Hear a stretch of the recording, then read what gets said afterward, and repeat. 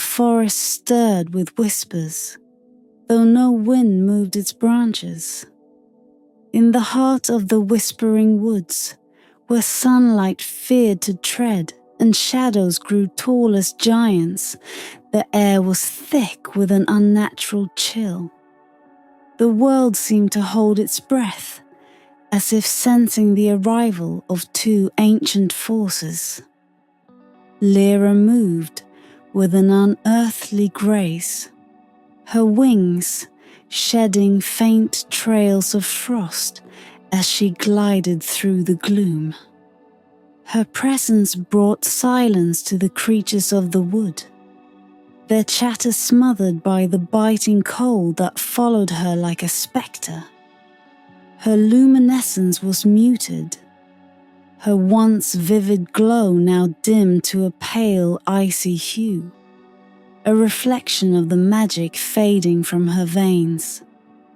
Ahead, at the base of a gnarled yew tree, a figure in crimson awaited her.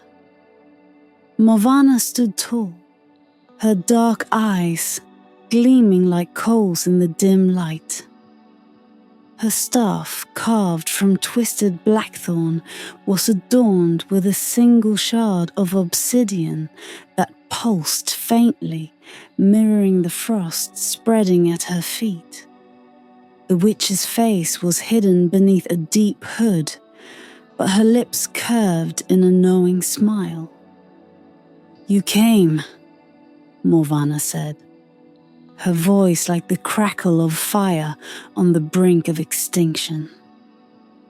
"I had wondered if even desperation would be enough to bring you to me." Lyra's wings stilled as she landed softly, her bare feet leaving crystalline prints on the frozen moss. She held her chin high, though her voice trembled as she replied, "This is no alliance of choice, Morvanna. It is necessity." "Necessity," the witch echoed, drawing the word out as though savouring it. "The fairest excuse for the foulest deeds. Tell me, fairy, how does it feel to bargain with the shadows you so despise?" Lyra flinched, but kept her composure. "You know as well as I that time is the enemy of us both. If the frost spreads, my magic survives. If the kingdom freezes, your power thrives. We may despise each other, but our goals are aligned." Morvanna stepped closer, her crimson robes billowing as if moved by an invisible breeze.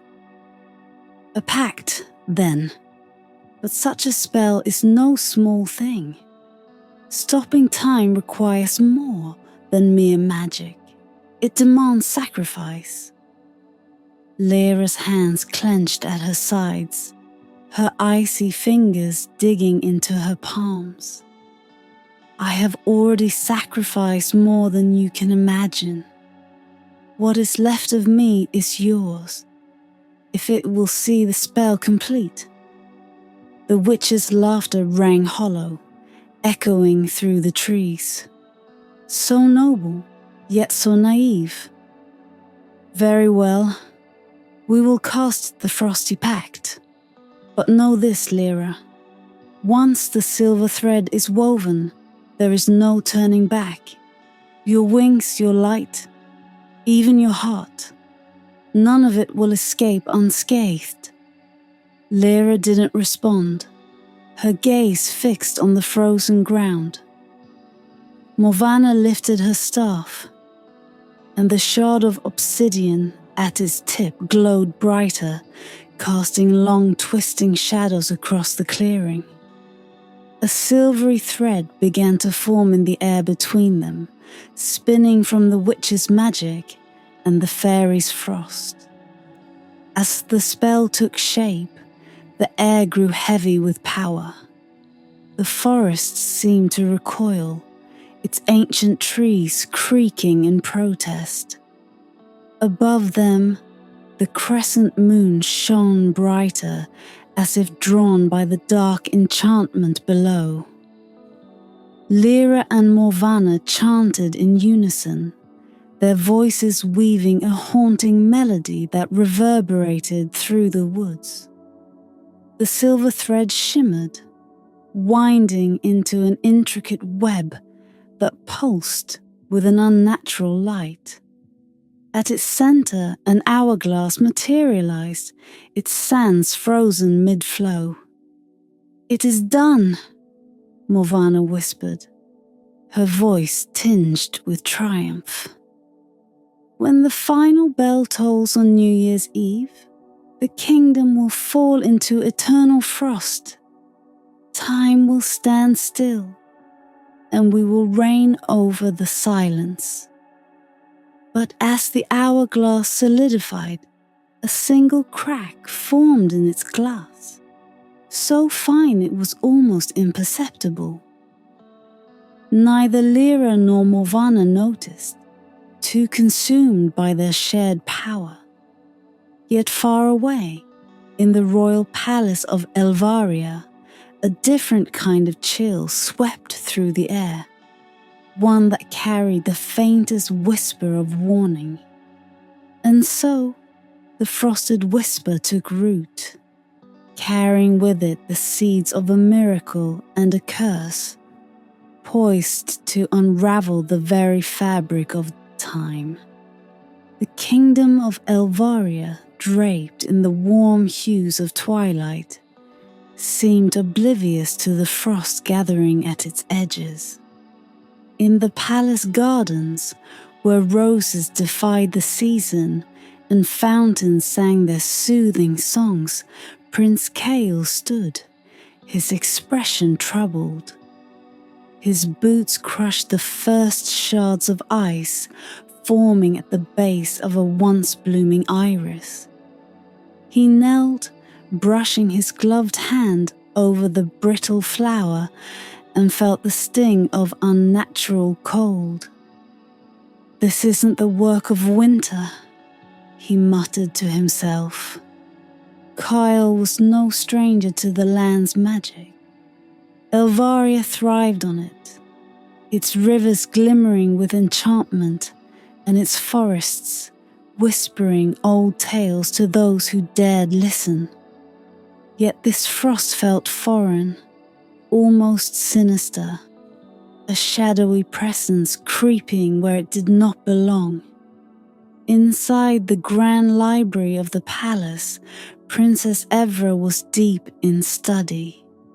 Scrolls and tomes lay scattered around her, the scent of aged parchment filling the room. Her sharp eyes scanned a leather-bound book, its pages brittle but vivid with ink. She stopped at a passage etched in a peculiar silvery script, the words gleaming faintly as though alive. "When the silver moon kisses the year's breath, the timeless chill brings a frozen death. Find the hourglass where shadows meet, lest frost and silence spell defeat." Her heart quickened. Evra had long studied the ancient myths of Elvaria, but this verse felt more like a warning than a riddle. Rising swiftly, she reached for the frost-covered window. As her hand touched the icy pane, a spark of cold magic lanced through her fingers. She gasped, her breath fogging the glass. "Something's wrong," she whispered. That evening, as the palace bells tolled the hour, Kael and Evra crossed paths in the shadowy corridors. The prince carried the frost-bitten iris, its petals crumbling in his hand. The princess held the silvery page, its words faintly pulsing like a heartbeat. "You felt it too," Evra said, her voice hushed. Kael nodded, his brow furrowed. It's not just winter, Evra. It's something else. The air, it's too still. Even the fountains are freezing. She handed him the page, her fingers brushing his as she did. This poem, it's no coincidence. The frost and the prophecy, they're connected. Kael read silently, his expression growing darker with each line. An hourglass, he said finally. It must be the key. But shadows meet all across this kingdom. Where do we begin? Before Evra could answer, a knock echoed through the corridor. A figure stepped from the gloom. A seer, draped in a cloak of raven feathers, her eyes clouded, but her presence piercing. "Forgive the intrusion, my prince and princess," she said, her voice a low rasp. "I come with tidings of the frost." Evra's grip tightened on Kael's arm. "Speak quickly," she urged. "The frost you feel is no mere winter," the seer began, her milky gaze fixed on something unseen. "A pact has been struck in the whispering woods, a union of light and shadow. A fairy and a witch, bound by their greed, have woven a spell to halt time itself. At midnight on New Year's Eve, the hourglass they conjured will freeze this kingdom, trapping its people in endless stillness." Kael took a step forward, his voice steady but edged with urgency. "How do we stop it?" The seer tilted her head, as though listening to voices far away. "The hourglass lies at the wood's heart, but its magic cannot be undone by brute force.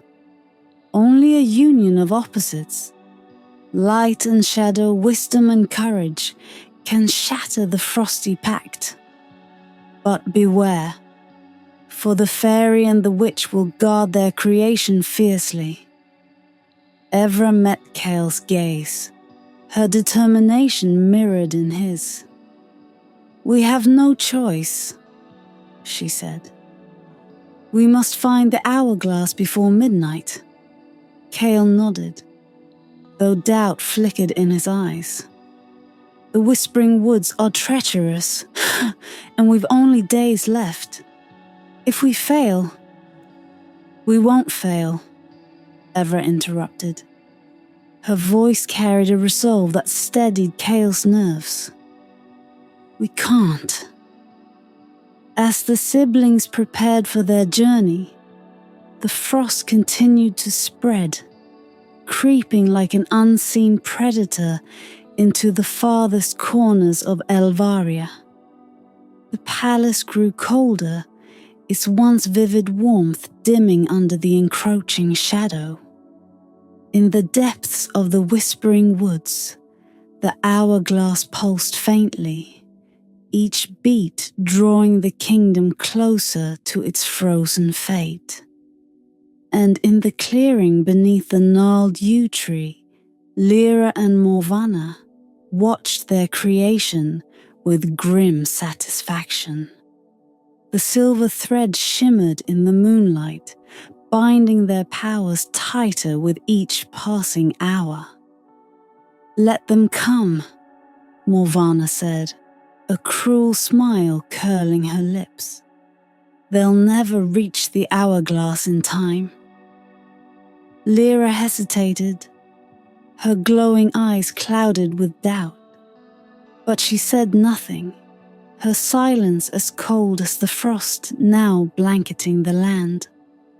The whispering woods were alive with unnatural stillness, the kind that made even seasoned travelers pause before stepping into its depths. Every tree was cloaked in frost, their branches twisted into grotesque shapes under the weight of ice. The forest floor, once carpeted in soft moss, now crunched like brittle glass beneath Kael and Evra's boots. The siblings pressed forward, their breaths forming clouds in the frigid air. Kael carried a lantern that flickered uncertainly, its flame struggling against the cold. Evra clutched a map etched with faint silver lines that pulse faintly under the moonlight. "The heart of the woods," she murmured, tracing a trembling finger over the map. "That's where the hourglass is hidden." Kael nodded, his jaw clenched against the cold. "And the heart of the woods is where they'll be waiting." The deeper they ventured, the more oppressive the frost became. Strange figures began to form in the ice, twisted shapes that resembled faces, their frozen eyes wide with terror. "These aren't just trees," Kael said, his voice low. "They were people once." Evra paused, her gaze locked on a frost-covered figure leaning against a tree. Its hands were outstretched, as if reaching for help. "Morvanna's work," she whispered. "She's trapping their souls, feeding the frost." The realization sent a shiver through them both, but they pressed on.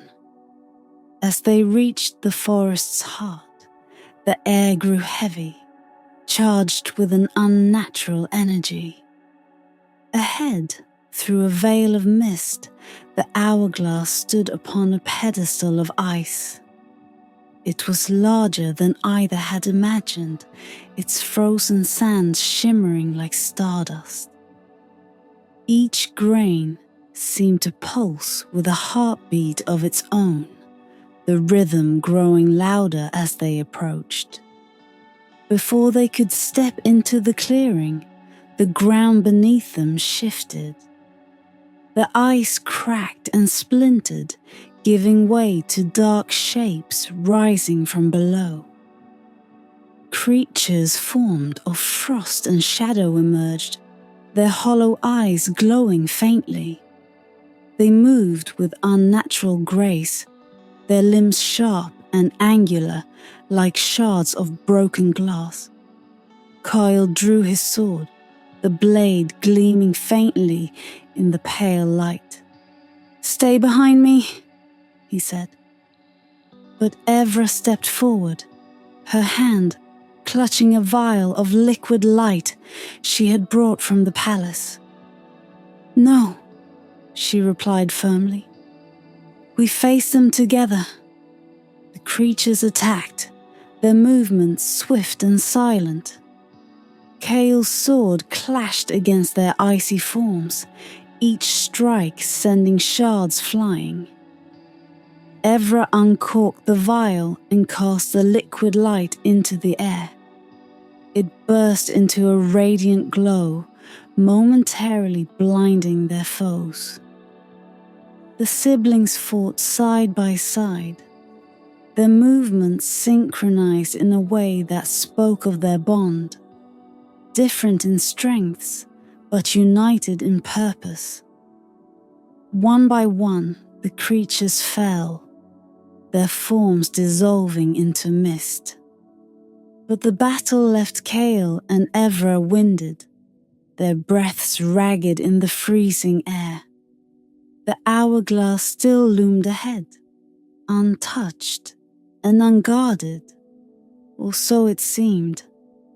As they stepped into the clearing, a figure materialized beside the hourglass, her wings shimmering with frost.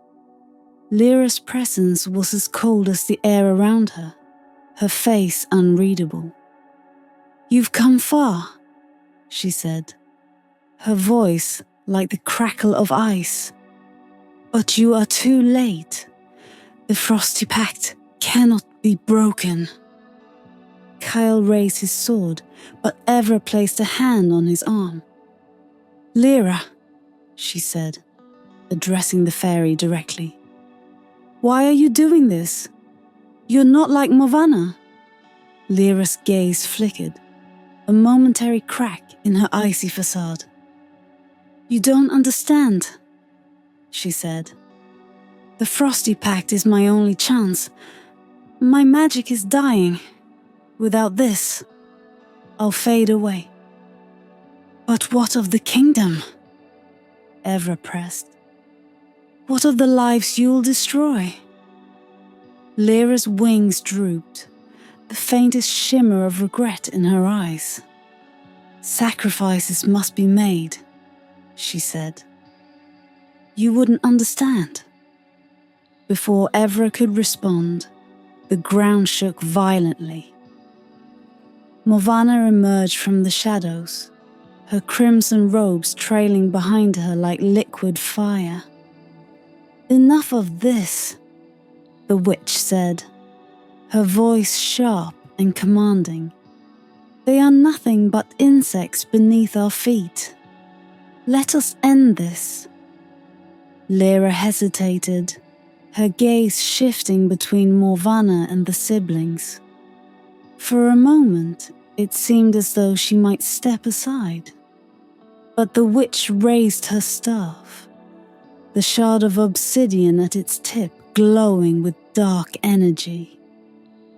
"You are either with me or against me, fairy. Decide." The clearing grew colder, the frost tightening its grip on the land. Kael and Evra stood their ground, their resolve unwavering. The hourglass pulsed brighter, its frozen sands counting down the final moments before midnight. The battle for the kingdom was far from over, and the price of failure would be eternal frost. The earth beneath the hourglass trembled as the frost's hold on the kingdom deepened. Midnight loomed, its arrival heralded by the pulsing glow of the enchanted sands. Kael and Evra stood in the clearing, their breath fogging in the frigid air. Across from them, Morvanna raised her obsidian staff, the air around her crackling with dark energy. Lira lingered at the edge of the scene, her gaze flitting between the hourglass and the siblings, the weight of her pact evident in the droop of her shimmering wings. "Do you feel it?" Morvanna called, her voice cutting through the stillness like a blade. "The inevitability of it all? The frost is eternal, and time itself will bow to us. You cannot stop what we've begun." Kael tightened his grip on his sword, his knuckles whitening. "We'll see about that," he muttered, stepping forward. "Wait," Evra hissed, her eyes fixed on the hourglass. She studied its intricate carvings, the shifting sands within, and the silver threads spiraling around its frame. The spell that bound it wasn't just one of brute power. It was a puzzle, its layers woven with intention and design. "It's not just magic," Evra said, her voice steady despite the chaos around them. "The hourglass is a test. To break the pact, we have to understand it." "Understand it?" Kael snapped, dodging a burst of dark energy from Morvanna's staff. "We don't have time for riddles, Evra." "We have to make time," Evra replied, stepping closer to the hourglass. Her fingers hovered over its surface, careful not to touch it. She traced the silver thread with her eyes, noting how it pulsed in rhythm with the sands inside. Look at the thread. It's a balance. Light and shadow. Fairy and witch. It's not invincible. It can be undone. Morvanna's laughter rang out, sharp and mocking. Fools! The pact is eternal, bound by forces far beyond your comprehension. You think you can untangle the threads of fate with mortal hands? But even as she spoke, Lyra's expression shifted. The fairy's gaze lingered on the hourglass, her glow dimming with every passing moment. Balance, she murmured, almost to herself. Her wings quivered, and for the first time, her icy demeanor cracked, revealing something deeper. Regret. Evra turned to her, seizing the moment. Lira, you know this isn't right. Morvanna only cares about power, but you care about survival. There's another way. There is no other way, Lira whispered, her voice fragile as frost on a winter morning. Without the pact, I fade. Not if you let go, Evra urged, stepping closer. The frost is feeding on your doubt, your fear. Break the thread. End this before it's too late. Morvanna's staff slammed into the ground, sending a shockwave of ice toward the siblings. Kael leapt in front of Evra, deflecting the blast with his blade, but the force drove him to his knees. Evra, he gasped, we're running out of time. The first bell of midnight rang out, its toll vibrating through the clearing. The hourglass began to glow brighter, its sands shifting more violently. The silver thread pulsed faster, its light flickering like a dying star. Lyra's hands trembled as she reached for the thread. If I break it, I lose everything. No, Evra said softly. You gain freedom. For a moment, the fairy hesitated, her fingers hovering over the glowing thread. Then, as the second bell tolled, she grasped it. The silver light surged, coursing through her like fire and ice. Lira cried out, her wings flaring as the thread began to fray. No! Morvanna shrieked, racing her staff to strike. But Kael was faster. With a final burst of strength, he lunged forward, his blade meeting the obsidian shard at the tip of the staff. The shard shattered, sending a shockwave of dark energy through the clearing.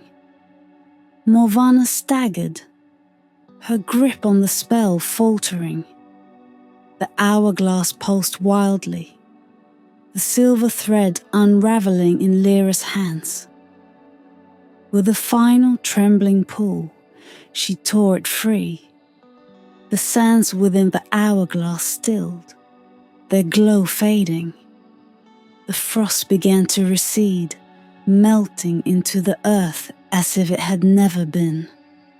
Morvanna's scream echoed through the woods as her form dissolved into shadow, vanishing into the night.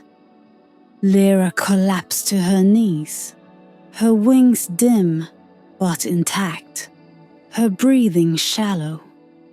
Kael and Evra stood in the clearing, their breaths heavy, their victory tempered by exhaustion. The bells of the kingdom rang out, signaling the dawn of the new year, their tones clear and unbroken. But as the final echoes faded, a single shard of obsidian lay gleaming in the frost, a remnant of Morvanna's power. and a reminder that shadows never truly disappear. As the frost melted away, the whispering woods transformed. The frozen faces in the ice softened, returning to the earth as whispers of wind and shadow. The trees stood tall once more, their frost-laden branches shedding crystal droplets that sparkled in the pale moonlight. The hourglass, now empty and cracked, sat silently on its pedestal, its once vibrant glow extinguished. Kael and Evra stood at the center of the clearing, their breaths still coming in uneven gasps. The weight of their victory bore down on them, but it was Lira who drew their attention. The fairy knelt in the snow, her glow dim but steady. Her wings, once fragile and frost-bitten, now shimmered faintly with a softer, warmer light. "Lira," Evra said softly, stepping toward her. "You saved the kingdom." The fairy raised her head, her eyes filled with exhaustion, but also a quiet relief. "I broke the thread," she murmured, her voice barely above a whisper. "But the magic, it's gone. I am no longer what I once was." Kael knelt beside her, placing a steadying hand on her shoulder. "You're still here. That matters more than anything." A faint smile touched Lyra's lips, but her gaze remained distant. "The frost was a part of me, as much as the light ever was. Without it, I am less." Before Kael or Evra could respond, a voice echoed from the shadows, low and resonant. Less, perhaps, but not lost. From the edge of the clearing, a figure emerged, the seer who had guided the siblings. Her cloak of raven feathers trailed behind her, and her clouded eyes seemed to pierce through the veil of what was and what might be. She approached Lira, her presence commanding yet gentle. "Fairy of frost and light," the seer said, her voice carrying the weight of centuries. "Your sacrifice was not in vain. The frost that once consumed you has been tempered, not destroyed. It lingers still, a thread woven into the fabric of who you are. You are free, but not powerless." Lyra's wings flickered faintly as she looked up at the seer. "Then what am I now?" The seer smiled, her expression enigmatic. "You are what you choose to be." As dawn broke over the kingdom, Kael and Evra led Lira back toward the palace. The frost that had gripped Elvaria was gone, replaced by a golden warmth that spread across the land. The people emerged from their homes, their breaths no longer visible in the air, their smiles cautious but genuine. In the great hall of the palace, the siblings stood before their father, the king, recounting their journey through the woods. The king, his face lined with concern and pride, listened in silence. When they finished, he rose from his throne and placed a hand on each of their shoulders. "You have done more than save this kingdom," he said. "You have reminded us all of the strength that lies in unity and the courage to face the unknown." Kael nodded, his gaze shifting to Evra. "We couldn't have done it alone. It was our differences that made us strong."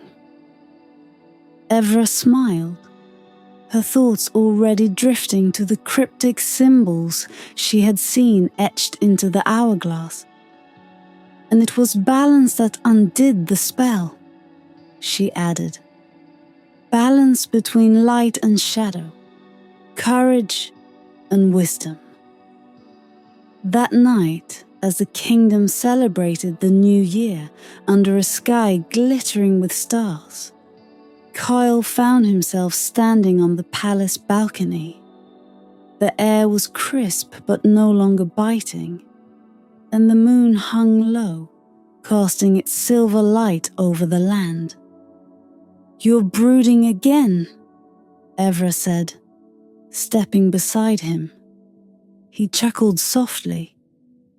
"I was just thinking, even with Morvanna gone, I can't shake the feeling that this isn't over." Evra's smile faded, her expression thoughtful. "The shard of obsidian," she said quietly. "It's still out there." Kael nodded. "And if there's one thing we've learned, it's that shadows have a way of returning. Far away, in the depths of the whispering woods, the broken shard of obsidian lay half buried in the frost. Its surface gleamed faintly under the moonlight, and a soft pulse echoed from within. The shadows around it seemed to shift, moving against the wind, as if drawn to the faint spark of darkness still alive in the shard. And somewhere, deep in the unseen corners of the world, a single whisper stirred, a promise, or perhaps a warning. The frost had thawed, but the shadows had not vanished. They never truly do.